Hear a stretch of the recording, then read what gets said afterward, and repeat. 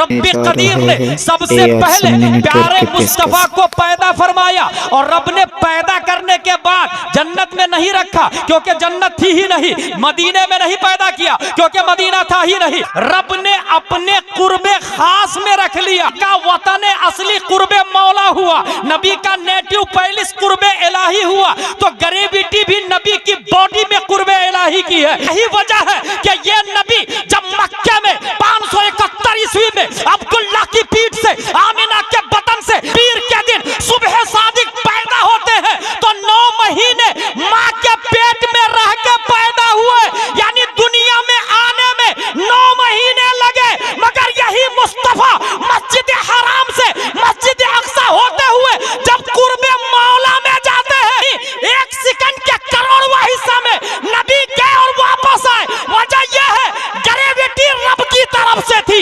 आइंस्टाइनों का बाप जिसके सामने न्यूटन भी घुटना टेकता है, आइंस्टाइन का भी जनाजा निकलता है। इमाम अहमद रजा खान ने जब इस मोमेंट की तर्जमानी की तो कलम से कहा लिख, हिजाब उठने में लाखों पर्दे, हर एक पर्दे में लाखों जलवे। वही है अव्वल, वही है आखिर, वही है जाहिर, वही है बातिन, उसी के जलवे, उसी से मिलने, उसी से उसकी तरफ गए थे।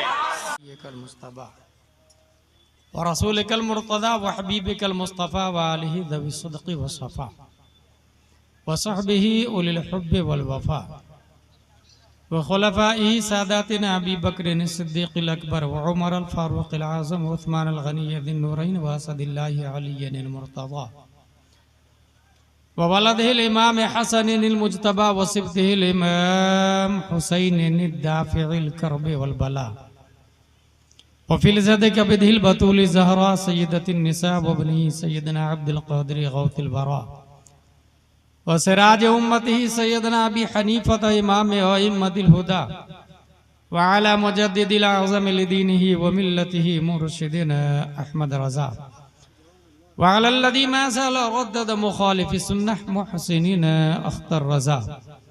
अम्मा बाद फ़अऊज़ु बिल्लाहि मिनश शैतानिर रजीम बिस्मिल्लाहिर रहमानिर रहीम। उलाइका अला हुदम मिन रब्बिहिम व उलाइका हुमुल मुफ़्लिहून। सदक़ल्लाहुल अज़ीम। अक़ीदत व मोहब्बत के साथ मरकज़ अक़ीदत अरवाह नाफ़िदा, जिनकी मौज से समंदर का तमव्वुज, जिनकी रोशनी से सूरज का तनव्वुर, जिनकी सांस से कायनात का तनफ़्फ़ुस, जिनकी खुशबू से गुलाबों का तअत्तुर, जिनकी मुस्कुराहट से यूनिवर्स का तबस्सुम, जिनके बाल मुबारक को वक्त के इश्क ने देखा तो कलम से कहा लिख, तेल की बूंदें टपकती नहीं बालों से रज़ा, सुबह आरिज़ पे लुटाते हैं सितारे गेसू। उस रसूल हाशमी की बारगाह में दुरूद शरीफ पढ़ेंगे जिनकी आंखों की बिसारत को वक्त के कलंदर ने देखा तो कलम से कहा लिख, जिस तरफ उठ गई दम में दम आ गया, उस निगाहे इनायत पे लाखों सलाम। उस रसूल हाशमी की बारगाह में दुरूद शरीफ पढ़ेंगे जिनके होंठ की नजाकत को वक्त के मुजद्दिद ने देखा तो कलम से कहा लिख, पतली पतली गुले कुद्स की पत्तियां, उन लबों की नजाकत पे लाखों सलाम। उस रसूल हाशमी की बारगाह में दुरूद शरीफ पढ़ेंगे जिनके अमामा शरीफ को इमाम इश्क व मोहब्बत ने देखा तो कलम से कहा लिख, ताज वाले देखकर तेरा अमामा नूर का, सर झुकाते हैं इलाही बोल बाला नूर का। उस रसूल हाशमी की बारगाह में दुरूद शरीफ पढ़ेंगे जिनका दिल everybody hidden in heart something according his mind, his status, his climates, his education, his advancement, his culture, but in heart of the prophet peace and blessing be upon him hidden light of Allah. That's why my imam Ahmad Raza said, दिल समझ से वरा है मगर यूं कहूं, गुंचे राज़े वहदत पे लाखों सलाम। उस रसूल हाशमी की बारगाह में दुरूद शरीफ पढ़ेंगे जिनकी भौं मुबारक, नवाइतु अन उसल्ली लिल्लाहि तआला रकअतै सलातिल फज्र फर्दुल्लाहि तआला इक़तदैतु बिहादल इमाम मुतवज्जिहन इला जिहतिल काबति शरीफ अल्लाहु अकबर। बंगाल वाले अगर नियत करते हैं तो ये कहते हैं मेरा चेहरा खाना है काबा की तरफ। डरबन वाले आप, कहा मेरा चेहरा भी खाना काबा की तरफ। सऊदिया वाले आप, कहा मेरा चेहरा भी खाना काबा की तरफ। इराक वाले आप, कहा मेरा चेहरा भी खाना काबा की तरफ।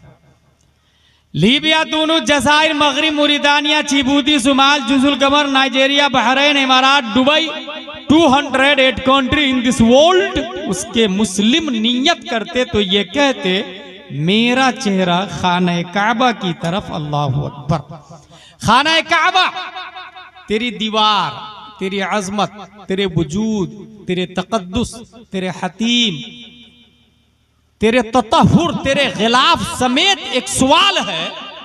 पूरी दुनिया तेरी तरफ चेहरा करके नमाज पढ़ती है, क्या तू भी किसी की तरफ झुकता है? क्या तू भी किसी का सजदा करता है? क्या तेरा सर भी किसी की बारगाह में खम होता है? खाना काबा अपने तमाम तर शराफतों, तहारतों, सदाकतों, ततहुर समेत जवाब देता, पूरी दुनिया मेरी तरफ चेहरा करके नमाज पढ़ती है, किसी जात को अगर मैं सजदा करता हूं तो वो आमना का लाल है, उम्मत का गमखार है। बरेली के कलंदर इस मोमेंट की तर्जमानी करते तो कलम से कहते, लिख जिनके सजदे को मेहराबे काबा झुकी, उन भवों की लताफत पे लाखों सलाम। या रसूल अल्लाह, जिंदाबाद जिंदाबाद जिंदाबाद जिंदाबाद, वाह वाह वाह। सो देखिए टेबल कैसा ला रहे हैं, देखिए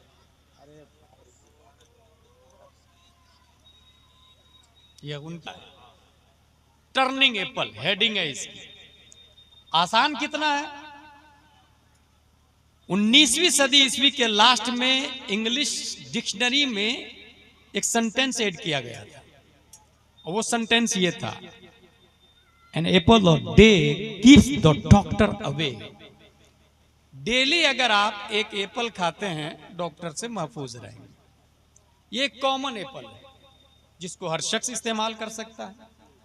ऐसे भी खाते समय पेट को 3 हिस्सों में बांटना चाहिए। एक में खाना, दूसरे में पानी, तीसरा ऑक्सीजन और कार्बन डाइऑक्साइड के लिए खाली छोड़ना चाहिए। यूं भी वो डॉक्टर से महफूज रहेगा। ये निजामे मुस्तफा है। एक एप्पल की बात हो गई, अब दूसरा एप्पल। 1942 ईस्वी में एक साइंटिस्ट पैदा हुआ जिसका नाम है न्यूटन। वो साइंटिस्ट गार्डन में वॉकिंग कर रहा था, सडनली APPLE एप्पल उसके सर पे गिरा। He thought, why it fallen straight down rather than left, right, back, front? ये सीधा सीधा एप्पल नीचे क्यों गिरा? उधर नहीं गया, उधर नहीं गया, उधर नहीं गया, ऊपर नहीं गिरा, नीचे क्यों आया? मेहनत और मशक्कत से चंद सालों के बाद पूरी दुनिया में एक नजरिया दिया, टर्निंग एप्पल, नाम याद रखिएगा। उस एप्पल ने दुनिया को एक नया मोड़ दिया, तारीख नई दी। न्यूटन साइंटिस्ट ने कहा जमीन के अंदर ग्रेविटी है, कशिशे थिकल है, theory of Newton, that's why has been father of science. Nobel prize का मालिक हुआ, ऑक्सफोर्ड और कैम्ब्रिज और बड़ी बड़ी यूनिवर्सिटीज में उसकी थ्योरी को पढ़ाया जाने लगा। फॉर एग्जाम्पल, ग्रेविटी क्या है? जमीन से आप मिट्टी उठा के ऊपर फेंके, वो रिटर्न मिट्टी जमीन में आ जाती है, ऊपर की तरफ नहीं जाती। जमीन के अंदर ग्रेविटी है, कशिशे थिकल है। ये भी एक बात ध्यान में रखें, आपकी ताकत जब तक उस पत्थर और मिट्टी में मुअस्सिर होगी, वो पत्थर प्रवास करता रहेगा। ताकत खत्म, जमीन की ताकत उसे अपनी तरफ खींच लेगी। आपकी ताकत जब तक है वो मुअस्सिर है, जहां आपकी ताकत खत्म, जमीन की ताकत खींचना शुरू कर देती है। यहीं से ये भी समझ लें कि जो इंसान इस गांव में रहता है, गांव का नाम है पचगाछी, बड़ा होके IAS IPS कलेक्टर बैरिस्टर बना, बड़े बड़े शहरों में चला गया, और अगर साइंटिस्ट बना, अमेरिका ने हाई फाई सैलरी देके अपनी आगोश में ले लिया। 5 साल 10 साल, suddenly inside he started cry. वो रोना शुरू कर दिया. Hey bro, why are you crying? You have everything. Luxury life, VVIP, AC, biggest climates, atmosphere, salary. Why are you crying? तू रो क्यों रहा भाई? का पच गाछिया की याद आ रही है. ग्रेविटी, कशिते थिकल, जहां की मिट्टी से वो बना है ना, वो उसे अपनी तरफ खींच रही है. कशिते थिकल है, सब कुछ है. अच्छा यहाँ लाइट ना हो तभी मजा आ रहा, क्योंकि गलियां याद आ रही, नदियां याद आ रही, झाड़ याद आ रहे, पौधे याद आ रहे हैं, नानी दादियां याद आ रही है, वो नंगौटिया यार याद आ रहा है उसको, वो बचपना याद आ रहा है, वो पौधे पे चढ़ना याद आ रहा है, वो तितलियां पकड़ना याद आ रहा है, वो बच्चों के साथ खेलना याद आ रहा है. सब कुछ है मगर रो रहा है. ग्रेविटी, कशिते थिकल. जानवर, देहातों में जो लोग जानवर चराने के लिए जाते हैं, बैलगाड़ी, उसे बैलगाड़ी को अगर मार्केट में ले जाना हो तो गाड़ी में जोत दे और रास्ता बताना पड़ेगा. जहां जहां का रास्ता बताएंगे बैलगाड़ी ले जाएगा, आपको बैल ले जाएगा. लेकिन फारिग करने के बाद दोबारा रास्ते पर बैलगाड़ी को डाल दे, वो सीधा अपने खूंटे पे आ जाता है, बगैर साइक और बगैर गाइडेंस, बगैर हांकने वाले. ग्रेविटी, कशिते थिकल.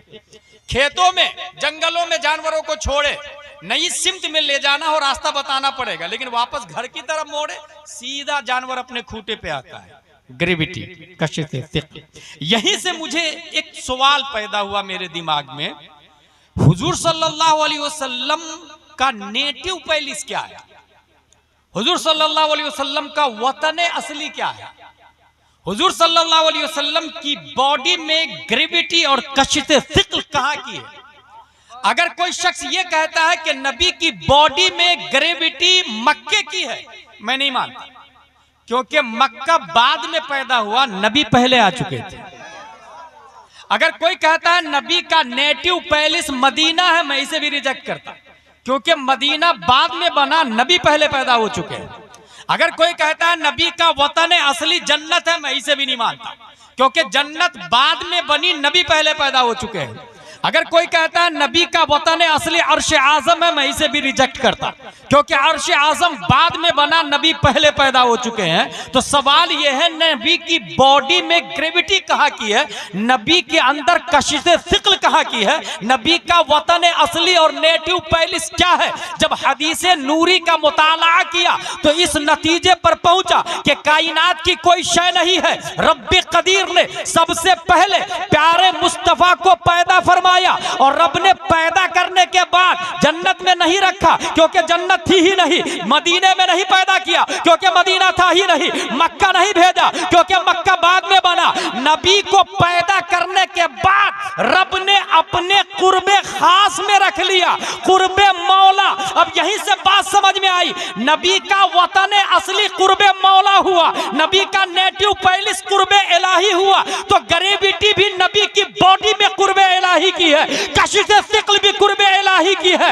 यही वजह है कि ये नबी जब मक्के में 571 ईस्वी में अब्दुल्ला की पीठ से, आमिना के बतन से मकाम बैदा पीर के दिन सुबह सादिक पैदा होते हैं, तो 9 महीने मां के पेट में रह के पैदा हुए, यानी दुनिया में आने में 9 महीने लगे. मगर यही मुस्तफा मस्जिद हराम से मस्जिद अक्सा होते हुए जब कुर्बे मौला में जाते हैं तो 9 महीना नहीं, 1 महीना नहीं, 1 हफ्ता नहीं, 1 मिनट नहीं, 1 सेकंड के करोड़वां हिस्सा में नबी गए और वापस आए. वजह यह है, ग्रेविटी रब की तरफ से थी, कशिशे थिकल रब की तरफ से थी. और ये मैं नहीं बोलता, तमाम साइंसदानों का बाप जिसके सामने न्यूटन भी घुटना टेकता है, आइंस्टाइन का भी जनाजा निकलता है. इमाम अहमद रजा खान ने जब इस मोमेंट की तर्जमानी की तो कलम से कहा, लिख, हिजाब उठने में लाखों पर्दे, हर एक पर्दे में लाखों जलवे.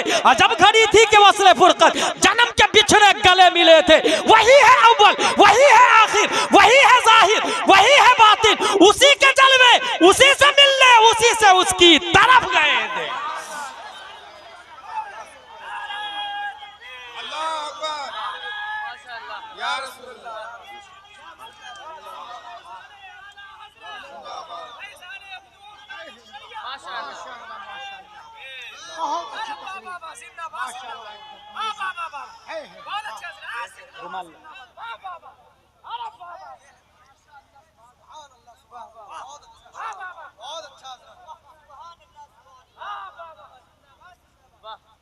वतने असली कुर्बे मौला। न्यूटन की थ्योरी जब मार्केट में आई, छोड़ दे चुपचाप सुन, नबी की थ्योरी, न्यूटन की थ्योरी जब मार्केट में आई, 7 साल का एक बच्चा डॉक्टर के पास गया। डॉक्टर साहब तबीयत खराब है, इलाज किया। डॉक्टर अपने फ्रेंड से बात कर रहा, ग्रेविटी का नजरिया जो न्यूटन ने दिया, बिगेस्ट, लाजवाब, नोबेल प्राइज होल्डर, 1642 ईस्वी, यानी 1600 साल तक किसी ने बताया नहीं जमीन के अंदर ग्रेविटी है, जबकि सब रुस्तम और सिकंदर आए, पैदा हुए, खाए पिए, एंजॉय किए, चले गए। आज तक किसी ने नहीं बताया जमीन के अंदर ग्रेविटी है। बिगेस्ट नजरिया न्यूटन ने दिया। 7 साल का बच्चा बोलता मैं नहीं मानता। डॉक्टर हैरान, hey you, what are you saying? You are son of 7 year, 7 साल के हो तुम, what are you talking? Newton को नहीं मानते तुम? का नहीं मानता, क्योंकि न्यूटन की बात में अगर दम है तो 2 पत्थर जमीन से उठाए, एक का वजन 1.5 किलो, दूसरे का वजन 1 किलो। 1 किलो वाले में 3 पाव ज्यादा जमीन का हिस्सा हुआ। अब 7 साल का बच्चा बोल रहा है कि 1 पाव और 1 किलो दोनों को 1 मीटर जमीन से ऊपर उठाओ और सेम टाइम में दोनों को छोड़ो। अगर न्यूटन की बात सही है तो 1.5 किलो वाले को फास्टली जमीन पे गिरना चाहिए और 1 किलो वाले को सलौली, क्योंकि 3 पाव जो जमीन का मादा उसके अंदर ज्यादा है, वो भी तो जमीन को अपनी तरफ खींचेगा। इस खींचा खींची में 1 किलो वाला धीरे से गिरेगा, 1.5 किलो वाला फास्टली। मगर ऐसा होता नहीं, इसलिए न्यूटन का नजरिया बातिल। डॉक्टर के तो पसीने छूट गए सुनकर। 7 साल का बच्चा है। भाई बोल तो सही रहा तू, लेकिन हम जिनसियत की कसरत जमीन के अंदर ज्यादा है, इसलिए उसे अपनी तरफ खींच लिया। हम जिनसियत किसको कहते हैं? मर्द की जीन्स है, गाय की जीन्स है, औरत की जीन्स है। यह है हम जिनसियत का। हम जिनसियत की वजह से जमीन ने उसे खींचा है। 7 साल का बच्चा बोलता मैं इसे भी नहीं मानता हम जिनसियत, क्योंकि मस्जिद में एक इमाम होता है मर्द, उसके पीछे मर्द मुक्तदी 100, 200, 300, 400, जुम्मे के दिन 5-5 हजार मुक्तदी होते हैं। दोनों की जिन्स एक हुई तो इमाम मुक्तदी में चिपक क्यों नहीं जाता? मुक्तदी पीछे ज्यादा है ना, हम जिन्स मुक्तदी ज्यादा है, तो इमाम मुक्तदी में चिपकता क्यों नहीं? इसलिए न्यूटन का नजरिया बातिल। डॉक्टर और परेशान, भाई ये ला कहां से रहा दलील? ये का न्यूटन का नजरिया गलत है, इमाम मुक्तदी में चिपकता नहीं। डॉक्टर पढ़ा लिखा था, जाहिल नहीं था, डॉक्टर था। डॉक्टर बोला बेटा यहां भी बात में दम है, दलील तो तू माकूल दे रहा है, इमाम चिपक जाता, रूह चिपकने नहीं देती है। रूह माने ग्रेविटी है, माने कशिश है, रूह चिपकने नहीं देती। 7 साल का बच्चा भी जाहिल नहीं था, कहा रूह को निकाल देते हैं, लाश को सामने रख देते हैं। रूह को निकाल के लाश को सामने रख दो। आज तक जितनी नमाज़े जनाजा पढ़ी गई है, एक भी लाश आके इंसानों से चिपकी है? इसका मतलब न्यूटन का नजरिया बातिल। इस दलील को सुनने के बाद डॉक्टर भी लाजवाब हो गया। दरअसल डॉक्टर को पता नहीं था ये 7 साल का बच्चा कोई और नहीं, 10 शव्वाल 1272 हिजरी 14 जून 1856 ईस्वी में तमाम सवालों का जवाब बनकर, तमाम क्वेश्चन का आंसर बनकर, नकी अली खां की पीठ से तसर्रुफात की करवटें लेता हुआ बरेली की धरती पर वहाबियों का जनाजा निकालने वाला, देवबंदियों की धज्जियां उड़ाने वाला, सुन्नियों की आन बान शान इमाम अहमद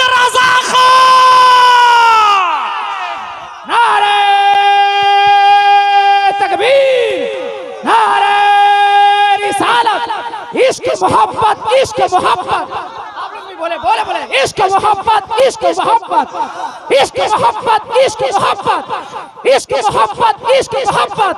सरजमीने बरेली शरीफ, सरजमीने बरेली शरीफ, फैजाने आला हजरत, फैजाने आला हजरत, फैजाने हुजूर ताजुश शरिया, नारे तकबीर।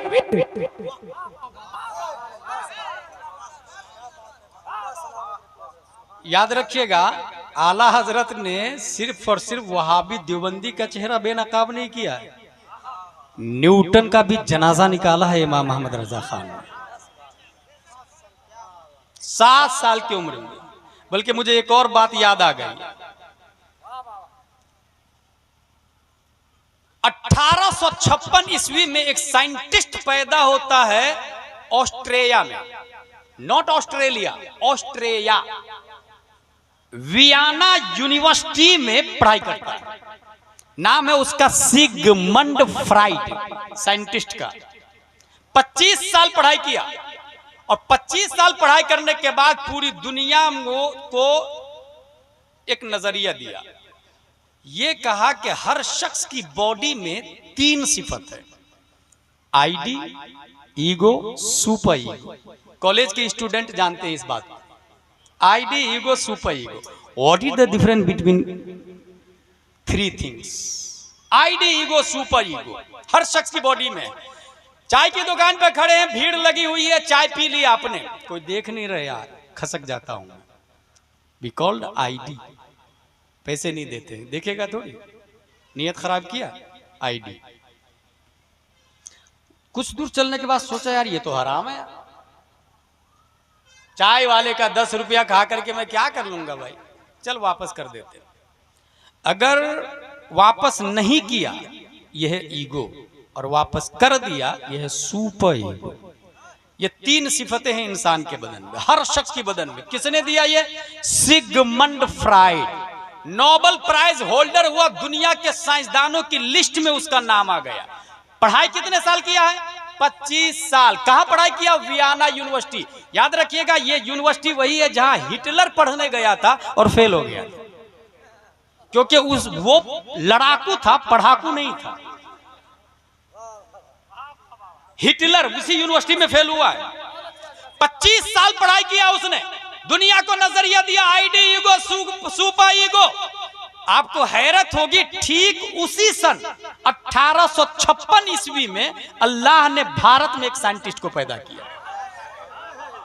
1856 ईस्वी में, ठीक उसी साल भारत में साइंटिस्ट को पैदा किया। और वो भारत का साइंटिस्ट वियना यूनिवर्सिटी में 25 साल पढ़ने नहीं गया, बल्कि किसी convent, saint Pius, saint Joseph, little flower, Christian missionary, Oxford कहीं गया ही नहीं। न ABCD EF GH IJ KL MN OP QR ST UV W X Y Z पढ़ा, और न ही किसी दारुल उलूम में दाखला लेकर के अलिफ बा ता था जीम हा खा दाल दाल रा जा सीन शीन स्वान लो को वा ऐन गैन फे जा ऐन गैन फा कौफ काफ लाम मीम नून वाव हा लम अलिफ हमजा या। न किसी मदरसे में नाम लिखाया जाके, न किसी स्कूल में गया। 2.5 साल की उम्र है, सामने से तवाइफ की जमात गुजर रही थी। 2.5 साल का बच्चा अपना लंबा कुर्ता उठाता है और आंखों को छुपा लेता है। तवाइफ मुस्कुराने लगी, वाह रे मियां, जिसे छुपाना चाहिए उसे खोल दिया, और जिसे खुला रहने देना था उसे छुपा लिया तुमने। 2.5 साल का बच्चा जवाब देता है, खातून सुनो, पहले नजर बहकती है, तब दिल बहकता है, तब पांव खता करते हैं। वियना यूनिवर्सिटी में पढ़ा 25 साल, और जो 3 नजरिया दिया पूरी दुनिया में, 3 चीजें, 3 सिफतें इंसान की बताया, ये 2.5 साल का बच्चा बगैर पढ़े लिखे पूरी दुनिया को नजरिया दे दिया। वो 2.5 साल का बच्चा कोई और नहीं, अपने वक्त का इमाम आज़म, अपने वक्त का इमाम मालिक, अपने वक्त का इमाम शाफई, अपने वक्त का इमाम अहमद बिन हम्बल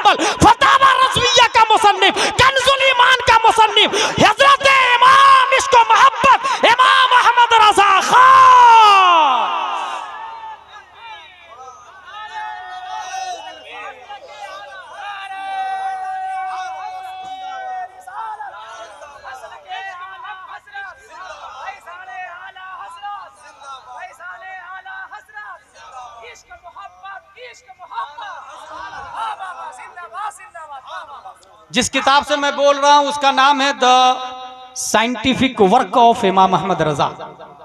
इस किताब से बोल रहा हूं। टर्निंग एप्पल, 2 एप्पल हो गए, तीसरा एप्पल आ रहा, वमा अलैना इल्लल बलाग। तीसरा एप्पल, एक आदमी को 1 करोड़ रुपया मिल जाए, क्या करेगा? वो देखेगा लेफ्ट राइट बैक फ्रंट, कोई देख तो नहीं रहा? हाँ, कोई नहीं है। देखा, एक आदमी को एप्पल मिल गया, उसने खा लिया। खाने के बाद सोचा यार ये तो हराम हो गया है, एप्पल वाले से तो पूछा ही नहीं मैंने। यहीं पे दिमाग को रोके, और जितने लोगों ने हराम खाया है अभी तक वो सोचे कि हमने अगर हराम खाया है तो उसका कफारा हमें क्या देना होगा। वो आदमी एप्पल वाले को ढूंढा। जितने लोगों ने हराम खाया है वो जिसका पैसा है उसको ढूंढे। 1 रुपया भी किसी का ले लिया है तो वो मर गया है तो उसके बेटे को जाके दे, उसके खानदान को जाके वापस करे। अगर जमीन पड़ोसी की दबा ली है आपने 1 इंच और 10-15 मंजिला बिल्डिंग बना लिया है, वो बिल्डिंग तोड़े और वो जमीन वापस करे। और याद रखे, अगर आपने नहीं तोड़ा, मैदान महशर में वो बंदा हाजिर, मौला मेरी 1 इंच जमीन ले ली इसने, या 1 रुपया ले लिया इसने, या 1 एप्पल मेरा खा गया मेरे बाग से मेरे पूछे बगैर। क्यों? तुमने इसका एप्पल खाया? हाँ मौला खा लिया, मुझे पता नहीं था इतनी छोटी बात तेरी बारगाह में आके कंप्लेन करेगा, मुझे पता नहीं था। अगर ये जुमला बोला तो रब उलमा को हाजिर करने पर कादिर है कि क्या मस्जिद में हर जुम्मा आधा घंटे तकरीर करके ये नहीं बताते थे एप्पल खाना भी हराम है चोरी का, 1 रुपया भी खाना हराम है चोरी का, समोसा खाना भी हराम है चोरी का, अंगूर खाना भी हराम है चोरी का। इमाम हसन बसरी का नाम अगर नहीं सुना है तो सुने। उनसे एक औरत ने कंप्लेन किया कि आपके बेटे ने मेरे पानी का मटका फोड़ दिया है। इमाम हसन बसरी अपनी बीवी से जाके पूछते हैं, जब ये पेट में था तो तुमने कौन सा गुनाह किया था? पेट में था तब। खातून याद करती है कि मेरे सरताज, मेरे शौहर, मुझे कोई गुनाह याद नहीं आ रहा। सोचे, खातून बोल रही, आज की खातून को नेकी याद नहीं है क्योंकि 24 घंटा तो गुनाह में गुजर रहा है। वहां गुनाह याद नहीं था, यहां नेकी याद नहीं होगी कि कौन सा नेक काम किया था जब मेरा बच्चा मेरे पेट में था। इमाम हसन बसरी की ज़ौजा फरमाती है, मेरे सरताज मुझे सिर्फ इतना याद है कि अमानत के अंगूर रखे हुए थे, मैं कपड़ा सिल रही थी सुई से, मुझे ख्याल आया ये अंगूर मीठे हैं या खट्टे हैं, सुई चुभोया 1 अंगूर के दाने में और अपनी जुबान पर रखा। इमाम हसन बसरी फरमाते, बस उसी की सजा है। मटका भी फोड़ा था तो अंगूर की साइज के बराबर ही फोड़ा था। मटका भी फोड़ा बेटा ने तो अंगूर की साइज के बराबर गुलेल से फोड़ा था। इसका मतलब मां जिस प्रकार का गुनाह करेगी बच्चा भी उसी प्रकार की सजा का मुस्तहिक होगा। जितना बड़ा जुर्म होगा उसका असर बच्चा उतना ही मुतासिर होगा। यहीं से यह भी नोट कर ले, बाप ने अगर अपनी बीवी को हालते हमल में, यानी बच्चा पेट में, और अपनी बीवी को हराम खिलाया, वो बच्चा कभी अल्लाह का वली हो ही नहीं सकता है, कभी अल्लाह का वली नहीं हो सकता है। बल्कि मजीद ये बता दूं, बहुत ज्यादा हराम खिलाया है तो वही आलिम की तौहीन करता है, वही मस्जिद के इमाम की बगावत करता है, वही ताजुश शरिया की मुखालफत करता है, वही ख्वाजा मुजफ्फर की मुखालफत करता है, वही मुफ्ती आजम हिंद हुजूर मुजाहिद मिल्लत की मुखालफत करता। क्योंकि पूरी दुनिया में अल्लाह के नबी ने ऑक्सफोर्ड, कैम्ब्रिज, जेएनयू, करोड़पति, Donald Trump, नेतन, billion million person को वारिसे नबी नहीं, बल्कि नबी ने आलिम को अपना नायब बनाया है, आलिम को अपना जानशी बताया है। इसलिए जो भी आलिम की तौहीन करता है समझ जाइए अगला स्टेप है वो अमीर मुआविया की तौहीन करेगा। और जो अमीर मुआविया की तौहीन करता है या तो खारजी होता है या राफजी होता है और सीधा एक स्टेप आगे बढ़ता है और नबी की तौहीन करने लग जाता है। और जो नबी की तौहीन करता है उतुल्लिम बादा ज़ालिका ज़नीम से मुफस्सिरीन ने इस्तिदलाल किया है, जब वो पेट में था तो सिर्फ बाप ने हराम लुकमा नहीं बल्कि हराम नुतफे का इख्तिलात हुआ था, नतीजतन बच्चा नबी की तौहीन करता है। ये बहुत बुनियादी बात बता के जा रहा हूं। एप्पल मैदान महशर में तमाम तर गुना उस आदमी के गुनाह इधर ट्रांसफर होंगे। पहले इसकी नेकियां जाएगी, जिसने एक एप्पल खाया है हराम का, उसकी नेकियां ट्रांसफर हो जाएगी उधर। बहाना काम देगा नहीं, क्योंकि हर जुमा आलिम साहब अच्छी तकरीर करते हैं, मुझसे अच्छी करते हैं। मैं एक तकरीर कई शहर में कर लेता हूं माकूल नजराना लेकर के, और यही लोग देते हैं जो मुझे अभी आप मेरे सामने जो लोग हैं, और यही लोग जुमा में तकरीर सुनने के बाद 50 रुपया इमाम से मुसाफा करने को तैयार नहीं है। क्या साइकोलॉजी है, कहां जा रहे हैं, क्या कॉन्सेप्ट है, किस चाल में फंसे हैं, किस जाल में उलझे हैं। रस्मो रिवाज पे रोए आप जरा कभी कभी तनाई में बैठ के कि क्या हो रहा है। हमसे अच्छी तकरीर मैं दावे के साथ कहता हूं, क्योंकि मैं हर जुमा आपकी मस्जिद में थोड़ी रहता, हर रोजाना आपके शहर में थोड़ी रहता, लेकिन इमाम साहब तो रोजाना आप ही के शहर में रहते हैं। पब्लिक सेम होती है, इसलिए तकरीर बदलनी पड़ती है। इसलिए हर जुमा में तकरीर से पहले जाए और 50-100 रुपया का मुसाफा जरूर करे, और महीने में एक बार आलिम साहब की दावत घर पे करे। नहीं पूरा खाना तो सिर्फ चाय पे बुलाए। औरतों को पर्दे में रखे, मर्द बाहर रहें, और अपनी बीवी और बच्चों को बताए कि ये तुम्हारे भी गुरु है और तुम्हारे शौहर के भी गुरु और बाप के भी गुरु है, क्योंकि नबी के नाइब है। और जिस घर में आलिम की आमदोरफ्त होगी उस घर की बेटी कभी आरएसएस के साथ भागेगी नहीं। ये हकीकत बता रहा हूं। जो लड़कियां भागी है वो सब पढ़ी लिखी थी, मगर दीन से दूर थी, उलमा से दूर थी। खुद अपने आप को educated person, very good culture holder समझ रही थी अपने आप, गई काम से। बच्चे हरामी होंगे, काफिर होंगे, मुर्तद होंगे, वगैरह वगैरह। इसलिए जिसने हराम का एप्पल खाया उसकी नेकियां ट्रांसफर होगी। जिसका एप्पल है उससे पूछा जाएगा एप्पल वाले से, बाग वाले से, भाई तू राजी हो गया? ना, राजी नहीं। जानते फिर क्या होगा? उसके गुनाह ट्रांसफर होंगे इधर। किधर ट्रांसफर होंगे? जिसने एप्पल खाया है। अच्छा, इसकी नेकियां तो गई। नेकियां कहाँ की थी? यही रोजा, नमाज, जुमा कभी कभी पढ़ा था, जो भी नेकियां थी। अच्छा, कुछ लोग करोड़पति होते हैं और वो ये सोचते हैं कि मैं तो 50 उम्रा कर लिया हूं, तो एक एप्पल हराम का खा लिया तो क्या हो गया। इसलिए मसला सुने, 50 उम्रा नहीं, 100 हज भी कर ले, जब तक वो हराम का एप्पल वापस नहीं करेंगे उस गुनाह का कफारा कोई हज नहीं कर सकता, कोई उम्रा नहीं कर सकता। 11 देग रोजाना 11वीं शरीफ में गरीबों को खिलाए, वो 1 इंच हराम की जमीन जब तक वापस नहीं करेंगे गौसे आजम बख्शवाने वाले नहीं है। ये बंदे का हक है। फतावा रज़विया शरीफ में लिखा है, जब तक बंदे का हक नहीं अदा करेगा हज उसके गुनाहों का कफारा नहीं हो सकता। ये ऐसे ही है जैसे हाथ में गोबर ले लिया आपने और फिर नहा रहे हैं, 10-15 बाल्टी नहीं 100 बाल्टी से नहाए, पाक होंगे क्या? गोबर छोड़ना पड़ेगा पहले। कुआं के अंदर कुत्ता गिर के मरा हुआ है, 200 बाल्टी पानी है कुआं के अंदर, पूरा 200 बाल्टी पानी निकाल दिया, फिर नया 200 बाल्टी डाला, क्या कुआं पाक होगा? नहीं, पहले कुत्ते को निकालना पड़ेगा भाई साहब। इसलिए वो हराम का एप्पल वापस करना होगा, वो 1 इंच जमीन वापस करनी होगी, फिर हज करे तब गुंबद खजरा से आवाज आएगी, मनज़ारा कब्री वजबत लहू शफाअती। एप्पल खाया यार, ये हराम का कि हलाल का? चलो तो ढूंढता हूं मैं एप्पल वाले को। ढूंढते ढूंढते गार्डन मिल गया। बाग वाले, भाई साहब मैंने आपका एप्पल खाया है, माफ कर दीजिए ना। नहीं माफ करूंगा मैं, तूने एप्पल खाया, सजा भुगतनी पड़ेगी। हुजूर क्या सजा होगी?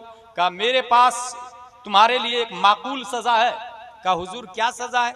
कहा अंधी, लंगड़ी, लूली, बहरी, गूंगी लड़की है, उससे शादी कर, तब एप्पल की सजा माफ करूंगा।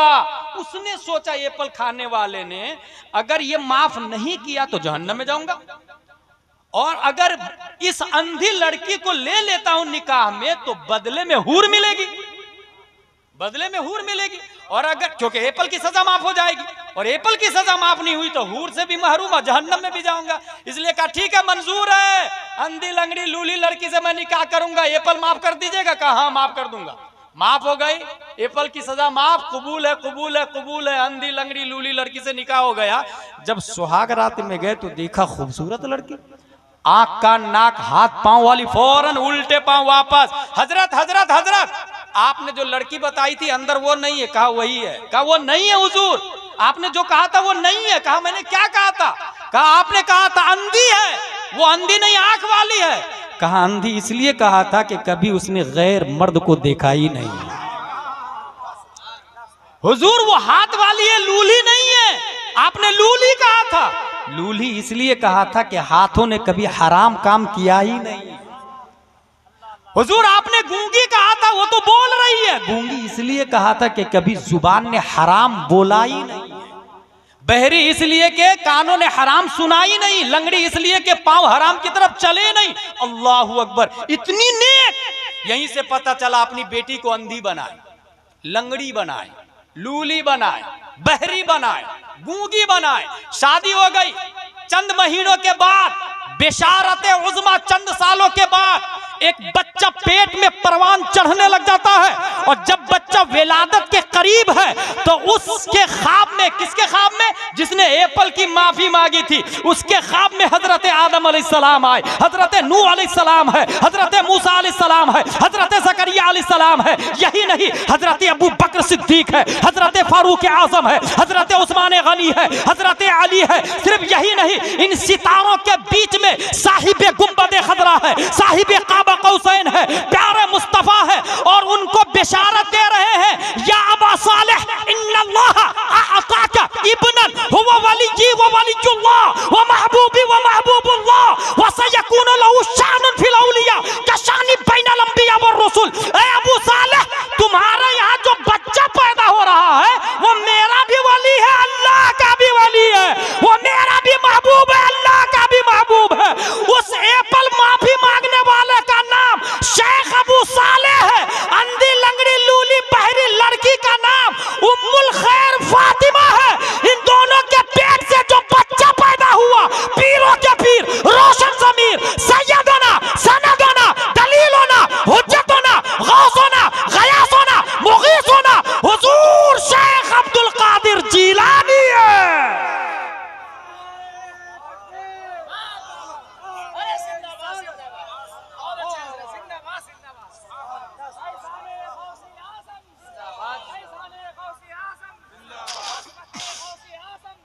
रिफाते गौसे आज़म, रिफाते गौसे आज़म, असमते गौसे आज़म, नारे तकबीर, नारे रिसालत। मौजू क्या था? टर्निंग ए पब, जिसने तारीख को गौसे आजम दिया है।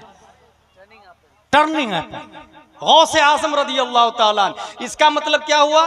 अगर बाप हराम से बचता है तो बेटा गौस पैदा होता है। ये मतलब हुआ ना नतीजा। बाप हराम से बचेगा तो बेटा गौस पैदा होगा, माँ हराम से बचेगी तब बेटा गौस पैदा होगा। गौस का सिलसिला बंद नहीं हुआ। आज भी पचगछिया में गौस पैदा हो सकता है। एक है हर जमाने का गौस और एक है हर जगह, एक एक जमाने का गौस। इमाम हसन से लेकर इमाम मेहदी तक गौसियत की कुर्सी पे शेख अब्दुल कादिर जीलानी फाइज है। और एक हर जमाने में गौस आएंगे और उस गौस का इंतकाल होगा तो दूसरे गौस का इंतखाब होगा। और ये भी याद रखें, क़यामत तक जितने अब्दाल हैं, कुतुब है, गौस है, किसको कहाँ पे रखना, भेजना, ट्रांसफर करना, माजूल करना, ये सब जिम्मेदारी नबी ने गौसे आजम को अता फरमा दी है। इसलिए मेरे भाई, हासिल ये हुआ कि हम हराम नहीं खाएंगे, अपने बच्चों को हराम नहीं खिलाएंगे। मस्जिद में जुमा की तकरीर से पहले मस्जिद में पहुंच जाएंगे, तकरीर सुनेंगे। महीने में एक बार इमाम साहब को घर पे बुलाएंगे और अपने बच्चे को, चखा वो किसी भी स्कूल में पढ़े, मदरसा में जरूर जरूर भेजेंगे। किसी भी स्कूल में पढ़ रहा लेकिन मदरसा में जरूर भेजेंगे। इमाम साहब को जो बुलाएं, यूं ही लोग कुरान खानी के लिए बुलाते हैं ना, हर फर्द कुरान खानी के लिए बुलाता। बाप का इंतकाल हुआ, दादा का इंतकाल हुआ, इमाम साहब वो मेरे दादा का इंतकाल हो गया है तो 10 पेटियां जरा इसाले सवाब के लिए मस्जिदों में पहुंचा दीजिए ना। ठीक है, ये लिखा गया पेटी पर, बराए इसाले सवाब मरहूम फुला। 10 पेटियां 10 मस्जिदों में चली गई। A question arises in our mind, पढ़ा किसने? उस पेटी से पारा निकाल के पढ़ा किसने? दूसरे ने अपने बाप के नाम से दिया था, तो आपने नहीं पढ़ा था। जब आप अपने बाप के नाम से देंगे तो दूसरा क्यों पढ़ेगा? बेवकूफ है वो। टीड फॉर टैड, कमा तदीनो तो दान, जैसी करनी वैसी भरनी। दूसरे के बाप के नाम से आप नहीं पढ़ेंगे, वो पूरा कुरान पढ़ पढ़ के आपको देगा। नतीजतन पेटी पे पेटी, पेटी पे पेटी, पेटी पे पेटी। मुतवल्ली साहब इमाम साहब से पूछते, इमाम साहब 50 पेटियां हो गई, पारे बोसीदे हो गए, दफन कर दूं क्या? बोले हाँ दफन कर दो। गई पेटी मिट्टी के नीचे। ये क्यों हुआ? खुद ही मुफ्ती बन के पेटियां पहुंचा दिया था। पहले फोन लगा के पूछे इमाम साहब से किस चीज की जरूरत है मस्जिद में, मदरसे में किस चीज की जरूरत है, पहले ये पूछे। अगर जरूरत यस्सरनल कुरान की है और दिया पारे की पेटी, यस्सरनल कुरान से जो जरूरत पूरी होगी वो पारे की पेटी से नहीं होगी, पारे की पेटी से नहीं होगी। वही हो गया, दर्द हो रहा सर में और इलाज कर रहे हैं ना का। जिस चीज की जरूरत हो, एक बात। दूसरी बात, मदरसे के मोहतमीम साहब, हजरत 10 बच्चे को भेज दीजिएगा, कुरान शरीफ पढ़वाना है मेरे दादा के इसाले सवाब के लिए। ओके, पहली बात, वो जो सवाब आपने लिया है ना, वो भीख में लिया। सवाब पहले पढ़ने वाले को मिला, फिर उस पढ़ने वालों ने भीख में डोनेशन दिया आपको, तब वो सवाब आप ट्रांसफर कर रहे हैं दादा के पास। वो खुद की कमाई हुई नहीं है, भीख में मांगी हुई है। पहला पॉइंट। दूसरा पॉइंट, 10 बच्चे आए, 3-3 पारे पढ़े, एक कुरान शरीफ खत्म हो गया। ऐ अल्लाह ताला, एक कुरान का सवाब मेरे दादा की रूह को पेश करता हूं, कबूल फरमा। बहक़ ला इलाहा इल्लल्लाह मुहम्मदुर रसूलुल्लाह सल्लल्लाहु अलैहि वसल्लम। हो गया, एक कुरान का सवाब मिला। इससे इसको बदल है। मैं एक नया तरीका बताता हूं, और ये नया तरीका सुनेंगे आप पहली बार। लिखा हुआ है 100 साल पहले, लिखा हुआ बहुत पुराना है, सुनेंगे आप पहली बार। तफसीरे नईमी के अंदर लिखा हुआ है कि एक इंसान अगर एक आयत की तफसीर समझ ले तो अल्लाह तबारक व तआला 10 कुरान का सवाब अता फरमाता है। आलिम साहब को बुलाए और कहे सूरह कौसर की तफसीर करके बताए। बीवी बच्चों को पर्दे में बैठाए, मर्द लोग आगे रहे, एक आयत की तफसीर करके इमाम साहब बताएंगे। चाय भी हो गई, नाश्ता भी होगा, एक आयत की तफसीर भी मिल गई। खत्म से पहले अब हाथ उठाए, ऐ अल्लाह ताला 10 कुरान का सवाब मेरे दादा की रूह को पेश करता हूं, कबूल फरमाए। बता, इसमें ज्यादा फायदा या उसमें ज्यादा फायदा? 10 बच्चों को बुलाया, एक कुरान का सवाब। यहां एक आलिम साहब को बुलाया तो डबल सवाब, एक तो 10 कुरान का। दूसरा फायदा यह कि एक आयत की तफसीर का अल्लामा भी बन गया, एक आयत की तफसीर और मीनिंग भी समझ गया।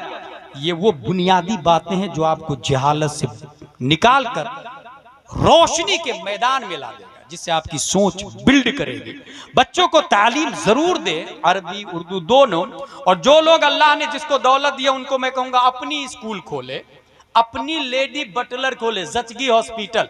माँ और बहनें हालत हमल में, बच्चा पैदा होने वाला 9 महीना ज्यादा जहां हुआ, डॉक्टर ने बोल दिया कि इसे फौरन हॉस्पिटल ले जाओ। कहां लिखा भाई 9 महीने के बाद हॉस्पिटल ले जाना चाहिए? बच्चा माँ के पेट में कितने महीने रह सकता है पता है आप लोग?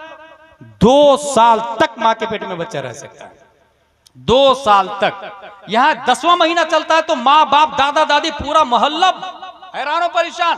डॉक्टर भी बार बार प्रेशराइज करता, ऑपरेशन ऑपरेशन ऑपरेशन। ये प्री प्लान है, ये प्री प्लान है। और जचगी अगर वो करवाता है, लेडीज होती है या जेंट्स होता है? जेंट्स होता है। हमारी गैरत कितनी मुर्दा हो चुकी है। हमारी माँ और बहनें तवल्लुद के लिए गैर मर्द के पास जा रही है, और अमीर लोग सो रहे हैं आराम से, एफडी करवा के, बिल्डिंग बना के, खेतों में खेत खरीद करके अपनी औलाद के लिए करोड़ों का बैलेंस जमा कर रहे हैं। मगर गांव की औरतें गैर मर्दों के सामने जचगी पे मजबूर है। इसका जिम्मेदार कौन है? इस बेगैरती और बेहयाई का वबाल किसके साथ? इसलिए हमारा जचगी हॉस्पिटल होना चाहिए। हमारी बहनें जो पढ़ रही है वो उसमें नर्स होगी, शरीयत के हिसाब से फैसला होगा। बच्चा वक्ते विलादत पैदा हो जाएगा, चाहे 11वां चले या 12वां चले या 20वां महीना चले। ये इस्लाम का सिस्टम है। दूसरी बात, स्कूल अपनी होनी चाहिए, अपनी स्कूल खोले। क्योंकि अभी हाल ही में जो हुआ कर्नाटका में, ये कहा गया कि नकाब पहन के अंदर नहीं जा सकते। औरत जब जा रही थी बच्चे को लेके, वॉचमैन ने कहा यू कांट इंटरव्यू इन नकाब, नकाब पहन के आप नहीं जा सकते। उस बेहया औरत ने कैमरा के सामने नकाब उतारा है और साड़ी पहन के अंदर गई है। ये मर्दों की गैरत पे जोरदार थप्पड़ है। अगर गैरत ईमानी उस खातून की बाकी होती और तालीम होती जर्रा बराबर, वो खातून के अंदर कनीज़े फातिमा का सलीका होता तो वॉचमैन को थप्पड़ मारती और स्कूल के गेट पर जूतियों का हार डालती, फिर वापस पलटती और समाज में यह कहती हमारी अपनी स्कूल होगी और अपनी स्कूल में अपना यूनिफॉर्म होगा और अपना यूनिफॉर्म के साथ अपना सिलेबस होगा। जब अपना यूनिफॉर्म होगा, अपनी स्कूल होगी, बायलॉज हमारा होगा, नियम हमारा होगा, सिस्टम हमारा होगा। जब बात यूनिफॉर्म की आएगी तो लड़कों के लिए कुर्ता पजामा टोपी यूनिफॉर्म रखेंगे और लड़कियों के लिए नकाब यूनिफॉर्म रखेंगे। सिलेबस की बात आएगी तो उसमें सीबीएसई के साथ में हम नर्सरी में तामीर अदब भी दाखिल करेंगे। अव्वल दोम सोम चहारुम पंजुम, पहली में आएगा अनवार शरीयत भी पढ़ेगा, दूसरी में कानून शरीयत, तीसरी क्लास में बहार शरीयत, चौथी पांचवी छठवीं जब कॉलेज क्रॉस करेगा फतावा रज़विया भी दाखिले निसाब होगा। अब जो बच्चा पढ़ के फारिग होगा वो डॉक्टर जाकिर नायक नहीं होगा, जो फारिग होगा वो डॉक्टर अमीन मियां होगा, वो डॉक्टर सज्जाद आलम मिसबाही होगा, जो खुद भी सुन्नी होगा और हजारों के बीच में सुन्नियत बचाएगा भी, सुन्नियत बांटेगा भी।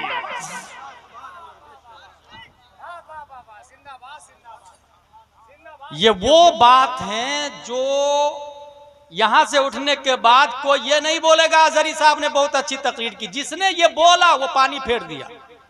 वो अमल करेगा, रात से ही अमल करेगा कि जुम्मा में तकरीर से पहले जाऊंगा। पैसे वाले ये सोच ले हमारी स्कूल होगी, जचगी हॉस्पिटल हमारा, लेडी बटलर हमारी होगी, वो प्लान कर ले।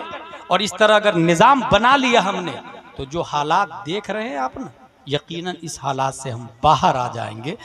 क्या वजह है? इस वक्त रियाज सीजन चल रहा है, पता है आप लोग को? जो लोग न्यूज देखते हैं उनको पता है रियाज सीजन। $400 मोहम्मद बिन सलमान खर्चा कर लिया है। $400। कितने लोग शरीक हुए? बंबई के नंगे लोग, बॉलीवुड हॉलीवुड टॉलीवुड वाले अभी वही है। 40 लाख से ज्यादा लोग शरीक है उस एंजॉय प्ले हॉल में।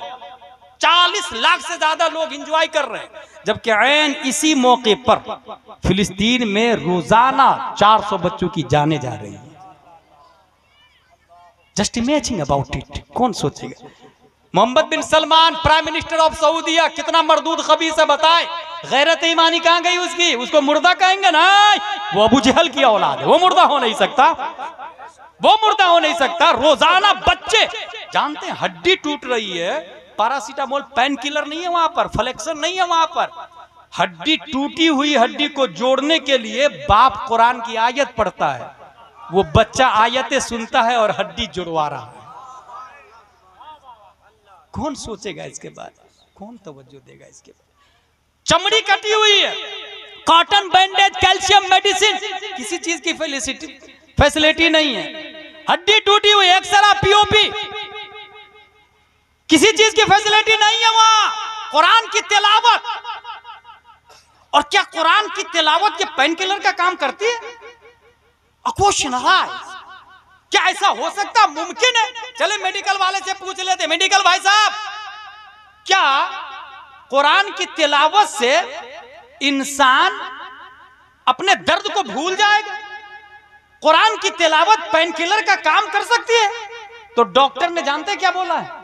डॉक्टर ने बाज़ाब्ता मेडिकल की किताब में लिखा है, focus on pain free areas. If you are hurting from nerve pain in the feet, concentrate on what your hands can do instead. अगर आपके हाथ में दर्द है तो पूरी तवज्जो पांव में दे दे। इस तवज्जो के बटने से हाथ के साथ क्या सलूक किया जाएगा पता नहीं चलेगा। ये कौन बोल रहा? मेडिकल साइंस बोल रही है। कहां लिखा हुआ है? मेडिकल हिस्ट्री में। पांव के अंदर अगर कटिंग की जा रही है, हड्डी तोड़ी जा रही है, पूरी तवज्जो आप हाथ पे लगा दे, फिर पांव के साथ डॉक्टर जो भी सुलूक करे आपको पता नहीं चलेगा।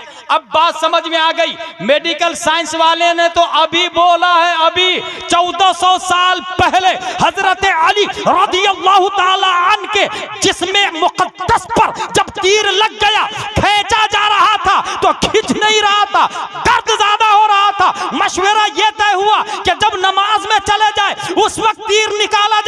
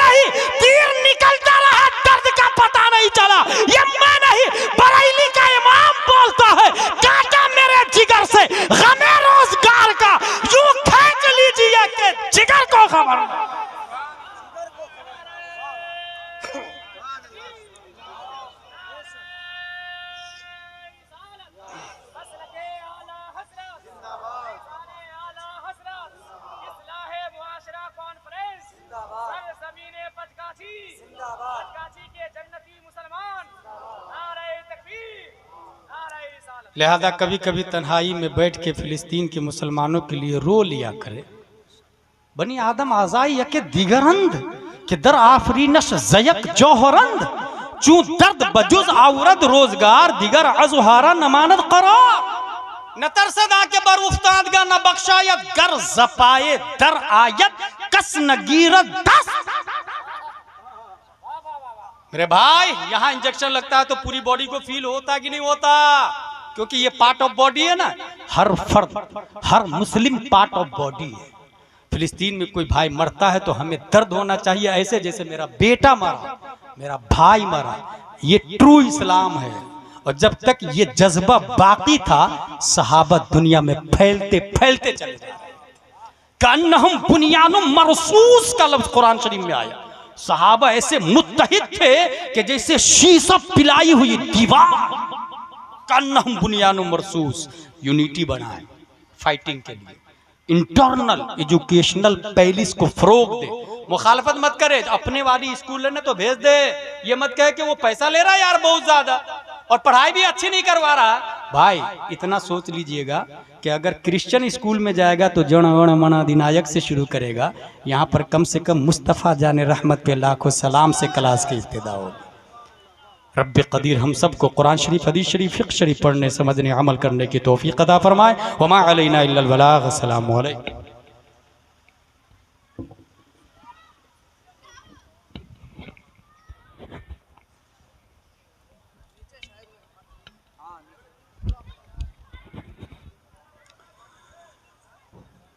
है जितने राह के पत्थर वो हट चुके होते, है जितने राह के पत्थर वो